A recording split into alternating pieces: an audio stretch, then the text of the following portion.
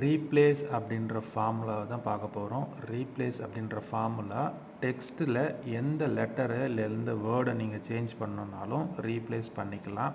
இப்போ சிக்கு பதிலாக டி, இல்லை டிக்கு பதிலாக இ, இல்லை ஏக்கு பதிலாக எஃப், இந்த மாதிரி எந்த கேரக்டர்னாலும் யூஸ் பண்ணிக்கலாம். ஈக்குவல் டு ரீப்ளேஸ் அப்படின்னு கொடுத்துட்டு ப்ராக்கெட் ஓப்பன் பண்ணிவிட்டு ஓல்டு டெக்ஸ்ட் எந்த செல்லில் இருக்கோ அந்த செல்லை செலக்ட் பண்ணிவிட்டுங்க. ஒன்ஸ் செலக்ட் பண்ணதுக்கப்புறமா ஸ்டார்டிங் நம்பர் கொடுத்துருங்க. ஸ்டார்ட் நம்பர்ன்றது அந்த லெட்டர் எங்கே ஸ்டார்ட் ஆகுது அப்படின்றத கொடுக்கணும். அதுக்கு நான் இங்கே வந்து சி தான் ரீப்ளேஸ் பண்ண போகிறேன். ஸோ அதனால் 1 கொடுக்குறேன். அதுக்கப்புறம் நம்பர் ஆஃப் கேரக்டர்ஸ் அப்படின்றது எத்தனை கேரக்டரை வந்து நீங்கள் ரீப்ளேஸ் பண்ண போகிறீங்க. இப்போ சி ஸ்பேஸ் அது ரெண்டுத்தையும் ரீப்ளேஸ் பண்ணி நான் ஒரு கேரக்டர் கொடுக்குறேன்.